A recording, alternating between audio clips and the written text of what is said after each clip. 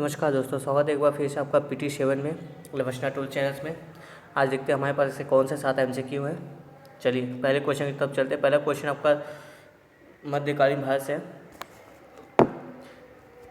दिल्ली सल्तनत के संबंध में निम्न कथनों पर विचार करें। पहला स्टेटमेंट है आपका, फिरोज तुगलक पहला सुल्तान था जिसने सिंचाई कर लगाया। सेकेंड है, दीवाने खैरात का निर्माण धार्मिक यात्रियों के प्रबंधन के लिए किया गया था। निम्न में से सही विकल्प का चयन करें। ऑप्शन आपके हैं, ऑप्शन ए केवल एक, ऑप्शन बी केवल दो, ऑप्शन सी एक और दो दोनों, ऑप्शन डी न तो एक नहीं दो, अर्थात दोनों नहीं। सही आप सही विकल्प का चयन करें दोस्तों। आई होप आपने अपना आंसर चुन लिया होगा। तो इसका जो सही आंसर है वो है एक सही है, सेकेंड वाला गलत है। जो दीवाने खैरात है वो जो है कि आपका धार्मिक यात्रियों के प्रबंधन से संबंधित नहीं था, बल्कि यह जो उस समय फिरोज शाह तुगलक ने इसे स्टार्ट किया था। उस समय जो अनाथ लोग थे या विधवाएं थी, उनके देखभाल के लिए एक विभाग का निर्माण किया गया था जिसे दीवाने खैरात कहा गया था। ठीक है, आई होप आपको समझ में आया होगा। और ये जो पहला सुल्तान है फिरोज शाह तुगलक जिसने सिंचाई कर लगाया था, ये सही है। आइए चलते अपने अगले क्वेश्चन तक। क्वेश्चन नंबर 2, निम्न में से कौन सा national park wild life sanctuary Assam में स्थित है। आज का सिविल सर्विस में ऐसे क्वेश्चन बहुत सारे पूछे जा रहे हैं कि ये नेशनल पार्क, ये वाइल्ड लाइफ सेंचुरी कहाँ स्थित है। जैसे लास्ट 2 ईयर आप देखोगे ऐसे पेपर में क्वेश्चन आए हुए हैं। तो चलिए आपसे पूछा कि असम में कौन से नेशनल पार्क और वाइल्ड लाइफ सेंचुरी है। पहला 1 Dibru Saikhowa national park, second Orang national park, third Kaziranga national park, fourth Manas national park, fifth आपका पोबितोरा वाइल्ड लाइफ सेंचुरी। कुछ देखो आसान है जिसे आप हमेशा सुनते होंगे, कुछ हो सकता है आपने नहीं सुना हो। ये 5 आपको national park wild life sanctuary दिए गए। आपसे पूछा कि इनमें से कौन कौन से असम में स्थित है। ऑप्शन ए है आपका केवल 3, 4 और 5, ऑप्शन बी है आपका केवल 1, 3 और 4, ऑप्शन सी है केवल 2 व 4, ऑप्शन डी है सभी। ध्यान से पढ़िए इसको दोस्तों, रिकॉल करने की कोशिश कीजिए कि क्या ये सभी जो है कि असम में स्थित है या कहीं और है, आपने इसको सुना था। तो चलिए अपने सही आंसर की तरफ चलते हैं। इसका जो करेक्ट आंसर होगा वो होगा डी सभी। ये जो आपका Dibru Saikhowa national park, Orang national park, Kaziranga, Manas, Pobitora wildlife sanctuary, ये सभी जो कि असम में स्थित है। आइए मैप के थ्रू समझते हैं इसको। ये हमारा प्यारा भारत, ये नॉर्थ ईस्ट वाला रीजन, इसी को जूम करके यहाँ पे दिखाया गया है। आइए असम को देखते हैं। देखिए ये रहा आपका मानस नेशनल पार्क, ये रहा ओरांग नेशनल पार्क, और ये रहा आपका काजीरंगा नेशनल पार्क, ये रहा डिब्रू सैखोवा नेशनल पार्क। हो सकता है कल को आपको इसको ईस्ट टू वेस्ट या वेस्ट टू ईस्ट अरेंज करने को भी आ जाए, तो ये भी ध्यान रखिएगा। सबसे वेस्ट में जो आपका डिब्रू सैखोवा सबसे ईस्ट में जो कि डिब्रू सैखोवा नेशनल पार्क है, और वेस्ट में कौन सा है, मानस वाला है। तो इससे भी आपको थोड़ा सा ऑप्शन एलिमिनेट करने में आसानी होगी। और देख लेते हैं एक जो हमारा था पोबितोरा वाइल्ड लाइफ सेंचुरी, वो देखो कहीं नीचे यहाँ पर है, मेघालय, ये मेघालय, ये आपका असम है। ये रहा आपका पोबितोरा वाइल्ड लाइफ सेंचुरी। ठीक है दोस्तों, तो ये आप थोड़ा सा इसको ईस्ट टू वेस्ट, चलो ईस्ट टू वेस्ट देख ही लेते हैं। मान लो ये वेस्ट टू ईस्ट हम लोग देखते हैं। ठीक है, ये आपका पहले मानस आएगा, फिर पोबितोरा वाइल्ड लाइफ सेंचुरी आएगा, फिर ओरांग नेशनल पार्क आएगा, फिर उसके बाद ये बुरा Chapori lockdown wild life sanctuary आएगा, फिर उसका काजीरंगा नेशनल पार्क आएगा, और लास्ट में डिब्रू सैखोवा नेशनल पार्क आएगा। ये याद रखो, सबसे 2 ईस्टर्न जो है, एक डिब्रू सैखोवा है और दूसरा काजीरंगा है, और सबसे वेस्टर्न वाला जो है मानस नेशनल पार्क है। बस इतना भी याद रहेगा तो भी आप ऑप्शन को एलिमिनेट कर सकोगे। ठीक है, चलो चलते हैं आगे ऐसे ही। और जो भी आपको इंपॉर्टेंट नेशनल पार्क खबरों में रहे या फिर आपको लगे, वो आप एक बार जरूर मैप में देख लें कहाँ पर स्थित है। क्वेश्चन नंबर 3 देखते हैं। यहाँ पे जल संधि के बारे में आपसे बात करें। निम्न कथनों में विचार करें। बेरिंग जल संधि अमेरिका और रशिया को अलग करती है। सेकेंड स्टेटमेंट है कुक जल संधि साउथ दक्षिण पैसिफिक सागर व तस्मान सागर जोड़ती है। साउथ यहाँ पे या तो दक्षिण, एक ही कर लीजिए, एक ही बात है। साउथ पैसिफिक सागर व तस्मान सागर को जोड़ती है कुक जल संधि। सोचिए दोस्तों, आपका ऑप्शन है केवल एक, ऑप्शन बी केवल 2, सी 1 और 2 दोनों सही है, या फिर कोई नहीं। कौन सा सही है आपको बताना है। 2 आपके स्टेटमेंट है। इसका जो आंसर होगा दोस्तों वो आपका 2 सी, दोनों सही है। 1 भी सही है, 2 भी सही है। कैसे? ये जो बेरिंग जल संधि ये अमेरिका और रशिया को अलग करती है, ये सही बात है। और कुक जल संधि जो आपका ये न्यूजीलैंड और ऑस्ट्रेलिया के बीच में पड़ेगा, जो कि दक्षिण साउथ पैसिफिक सी और वह तस्मान सी को जोड़ती है। आइए देखते हैं मैप पे। पहले आप देख लो बेरिंग स्ट्रेट सी, ये रहा आपका बेरिंग, ये रहा साइबेरिया अर्थात रसिया, ये अलास्का अर्थात अमेरिका, ये दोनों के बीच में है, इन दोनों को अलग करती है।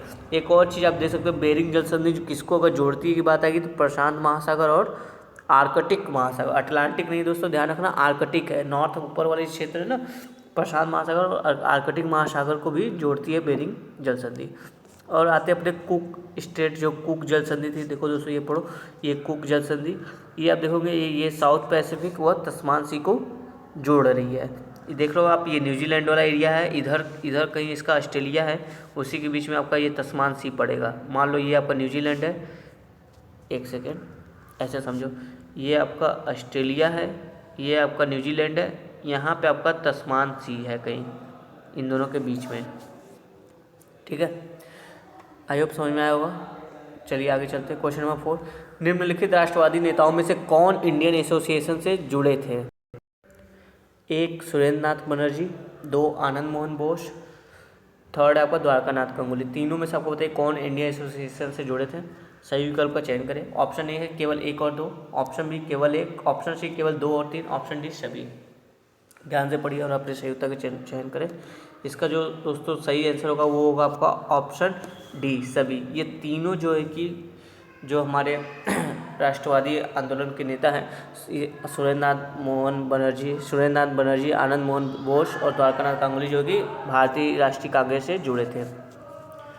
आइए अगला क्वेश्चन, फॉल आर्मी वार्म के संबंध में निम्न कथनों पर विचार करिए। यह एक प्रकार का किट है, इस पे खबरों में ये पिछले 2 साल से बना हुआ है। आइए इसको समझते हैं। इसका प्रमुख उत्पत्ति स्थल अफ्रीका है, अफ्रीका कॉन्टिनेंट। भारत में सबसे प्रथम यह कीट उड़ीसा में देखा गया प्रथम बार। 3 आपका यह लगभग 80 से अधिक फसलों को नुकसान पहुंचाता है।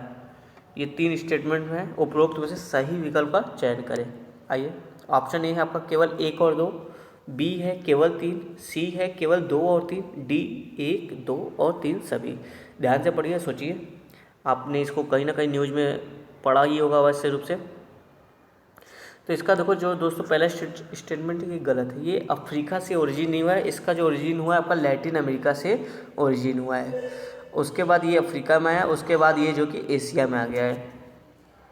भारत और सेकेंड स्टेटमेंट की बात करें तो ये भी गलत है। भारत में यह सर्वप्रथम उड़ीसा में नहीं देखा गया, यह सर्वप्रथम कर्नाटक जो राज्य वहाँ में सबसे पहले इसके जो कि आक्रमण देखे गए हैं। और थर्ड स्टेटमेंट जो कि यह सही है, यह लगभग 80 से अधिक फसलों, खासकर ये जो कि मेज फसल पे जो मक्का होता है उस पर ज़्यादा उसको ज़्यादा नुकसान करता है, लेकिन उसके साथ ही केवल वही नहीं है, 80 से अधिक फसलों को ये नुकसान पहुंचाता है।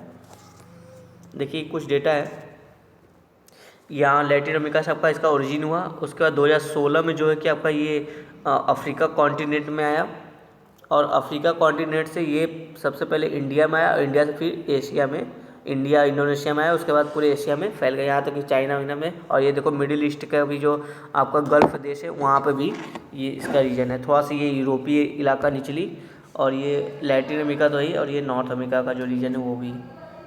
तो ये लगभग कह सकते हो पूरे विश्व में फैला हुआ है। चलिए आगे बढ़ते हैं। क्वेश्चन नंबर 6, निम्नलिखित कथनों पर विचार करें। अनुच्छेद 32 के अंतर्गत सुप्रीम कोर्ट मौलिक अधिकारों से संबंधित मुद्दों पर फैसला नहीं कर सकता है। सेकेंड स्टेटमेंट कहता है आपका अनुच्छेद 32 के अंतर्गत सुप्रीम कोर्ट अपनी रेट नहीं, यहाँ पर रीट होगा, अपनी रीट अधिकारिता का प्रयोग करने से मना कर सकता है। 2 स्टेटमेंट है, ध्यान से पढ़िएगा। आपके उपयुक्त में से कौन सा सही है, सही आपको बताना है। ऑप्शन ए है केवल 1, ऑप्शन बी है केवल 2, ऑप्शन सी आपका 1 और 2 दोनों, ऑप्शन डी है कोई नहीं।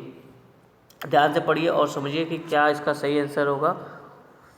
तो क्वेश्चन नंबर 6 का जो सही आंसर होगा दोस्तों वो केवल 1।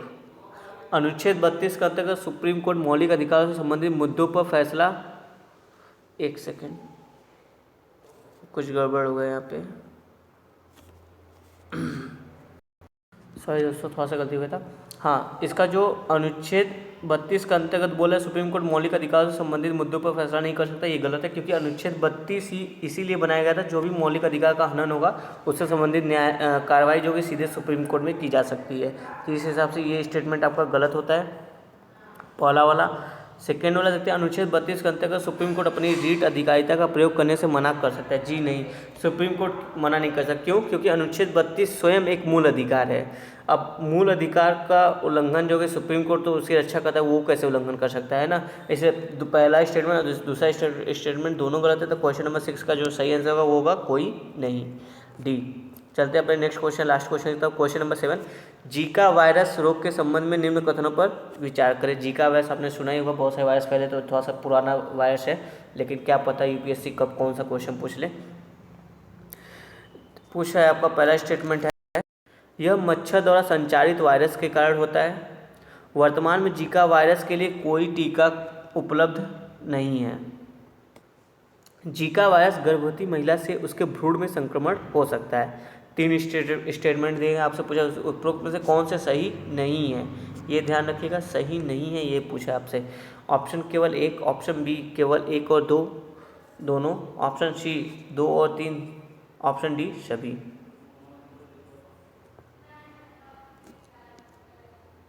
तो इसका जो सही आंसर है दोस्तों, यहाँ पे भी थोड़ा सा मिसप्रिंट है, यहाँ पे होना चाहिए कोई नहीं, तो ये डी वाला सही था। मतलब कहने का आपका तात्पर्य है कि ये जो तीनों स्टेटमेंट है ये तीनों सही है।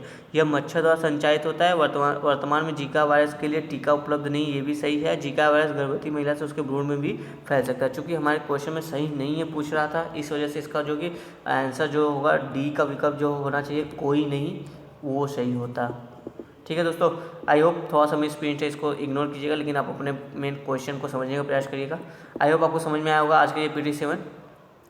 तो चैनल के साथ जुड़े रहें और ऐसे ही थोड़ा थोड़ा प्रैक्टिस करते रहें।